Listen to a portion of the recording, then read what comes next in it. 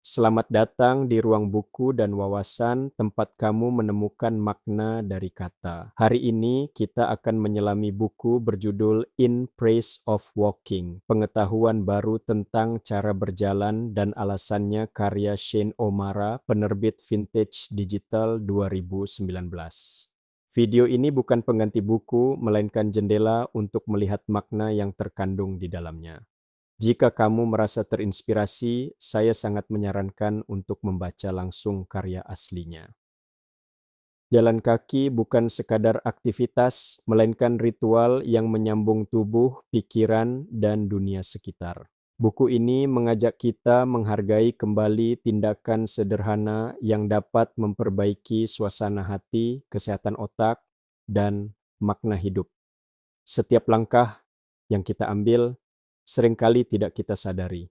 Kita melangkah untuk pergi, melangkah untuk pulang, melangkah untuk mengejar. Tapi jarang kita benar-benar memahami makna dari berjalan.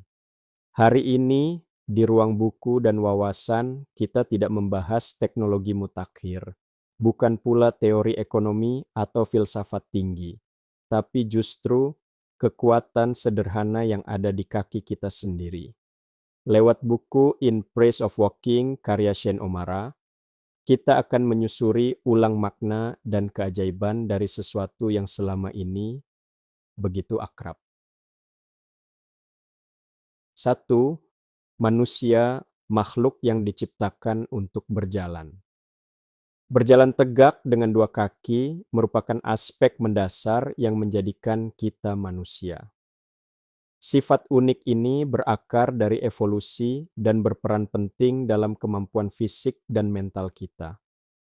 Berjalan sebagai biped memisahkan manusia, bahkan dari kerabat terdekatnya, seperti kera, yang utamanya menggunakan keempat anggota tubuhnya untuk bergerak. Perkembangan evolusi ini memberi kita kemampuan untuk menempuh jarak jauh secara efisien dan membebaskan tangan kita untuk membawa peralatan, anak-anak, atau makanan.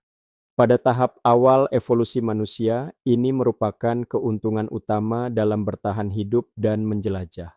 Meskipun sekarang terasa mudah, berjalan merupakan aktivitas kompleks yang membutuhkan koordinasi dan kekuatan otak. Misalnya, balita yang belajar berjalan tersandung dan jatuh berkali-kali sebelum menguasai keseimbangan. Robot, meskipun ada kemajuan teknologi, masih kesulitan untuk meniru gerakan rumit berjalan manusia. Otak kita yang dilengkapi dengan panduan inersia berperan konstan dalam menyeimbangkan kita, memastikan postur tubuh kita tetap tegak dan gerakan kita tersinkronisasi. Berjalan tidak hanya didukung oleh otak kita. Sumsum tulang belakang kita mengatur pola ritmis, mengendalikan otot untuk melakukan tindakan seperti berjalan atau bernapas. Sistem rumit ini memisahkan manusia dari makhluk yang tidak bergerak seperti teripang, yang memakan otak dan sumsum tulang belakangnya sendiri begitu berhenti bergerak. Oleh karena itu, berjalan bukan sekadar gerakan, tetapi merupakan sifat utama manusia. 2. Langkah-langkah yang menghidupkan otak.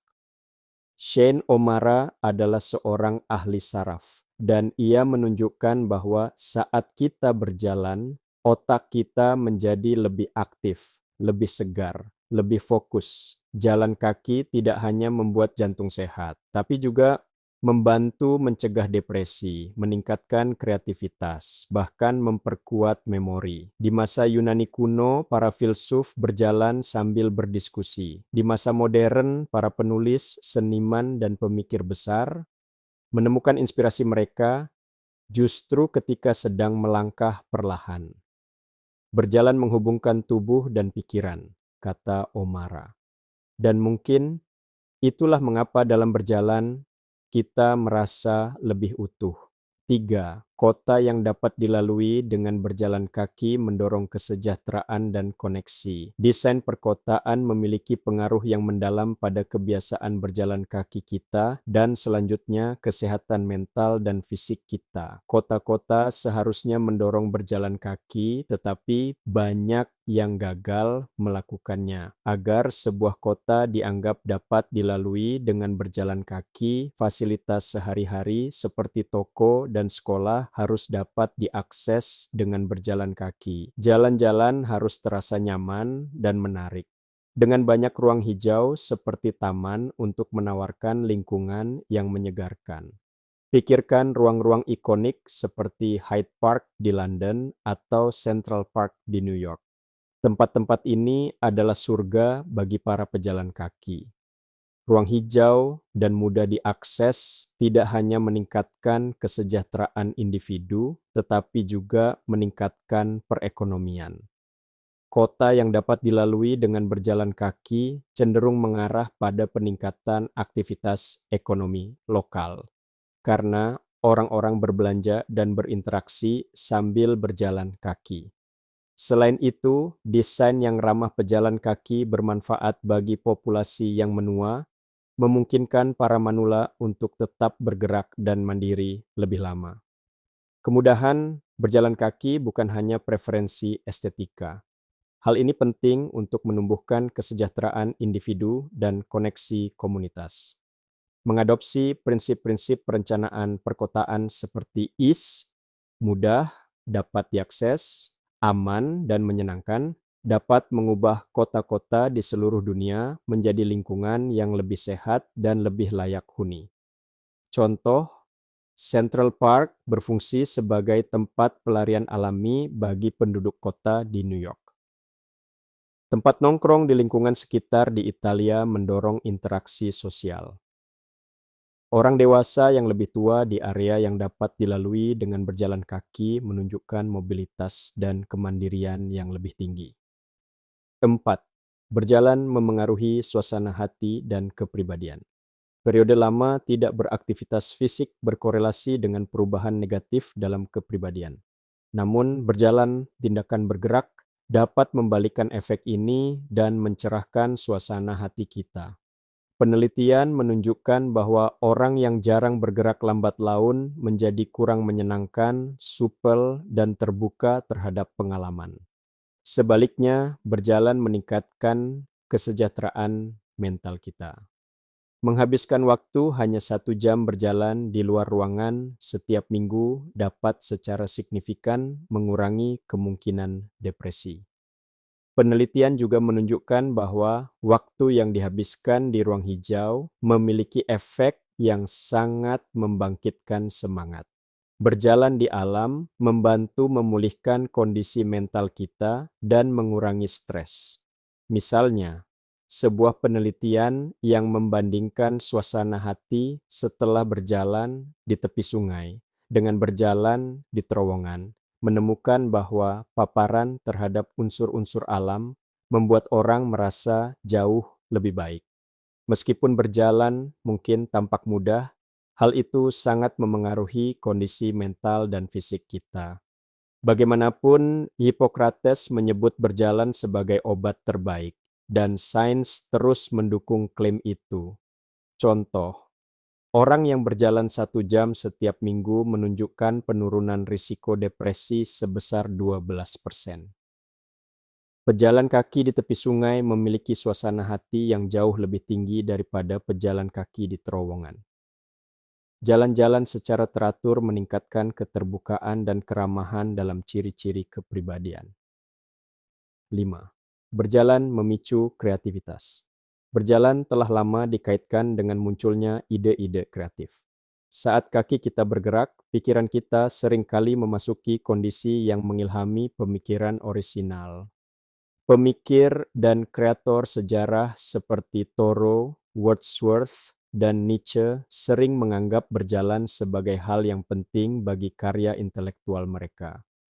Contoh kasus, matematikawan William Rowan Hamilton menemukan rumus inovatif saat berjalan di Dublin dan langsung mengukirnya di jembatan di dekatnya.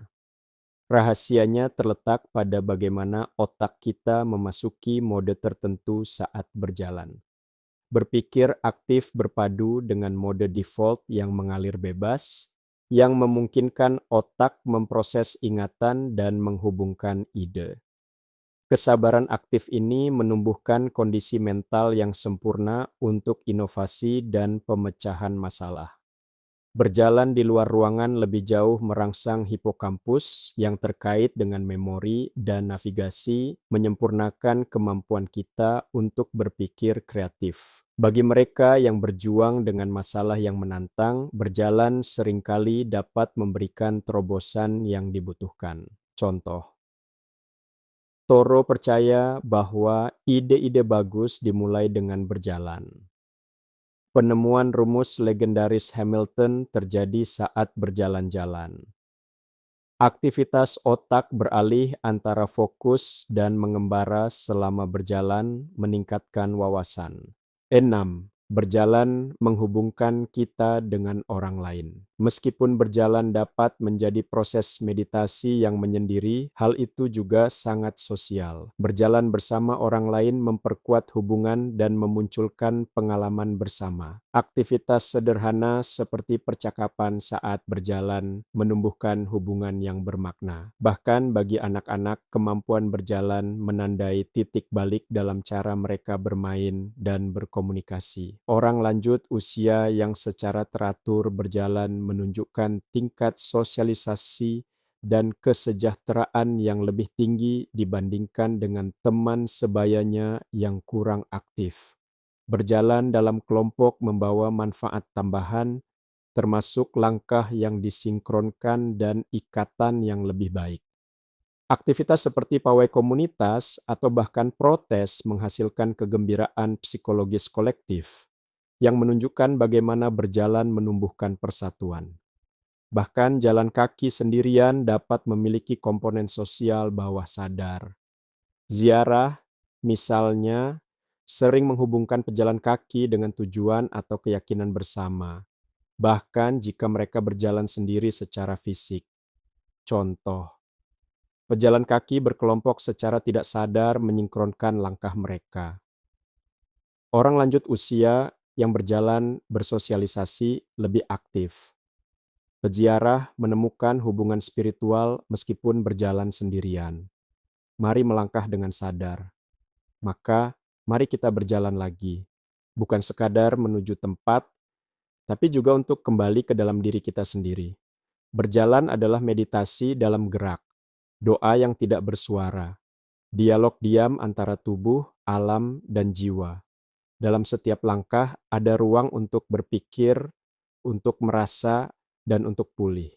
Jadi esok pagi, sebelum kamu buka gawai, sebelum kamu terjebak dalam jadwal, coba keluar dan berjalanlah. Dengarkan detak jantungmu. Rasakan tanah di bawah kaki dan sadari, kamu sedang hidup. Berjalan adalah hadiah, sebuah revolusi kecil yang kita bawa di dalam tubuh kita sendiri. Shane O'Mara, temukan kembali langkahmu, temukan kembali dirimu di ruang buku dan wawasan tempat kamu menemukan makna dari kata. Subscribe dan nyalakan lonceng untuk kisah reflektif berikutnya.